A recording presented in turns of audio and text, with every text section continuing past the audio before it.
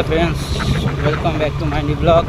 आज रात को नाइट मॉर्निंग राइटिंग करना है। ओ भाई ये रे पागल কি হলো ভাই, কি হলো তোর? এ ভাই ভদ্র হয়ে কথা বল ভাই। ভাই দেখ, আমরা রেস ফেস করি না, ঠিক আছে? আর তুই তো আগে হেলমেটও পরিস নি,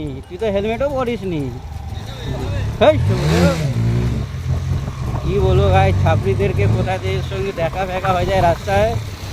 এ রে ভাই কি করছিস ভাই তুই? এটা ওরা না হেলমেট পরেছে না কিছু করেছে, বানা যেখানে সেখানে পাগল মতন চলে যাচ্ছে, কি বলবো।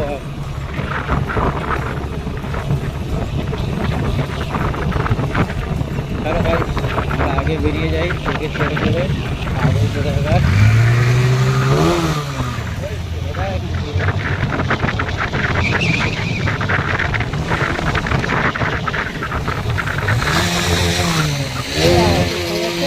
तो समस्या की पहले बोल भाई, तेरा समस्या क्या है, दिक्कत क्या है तेरा, बोल।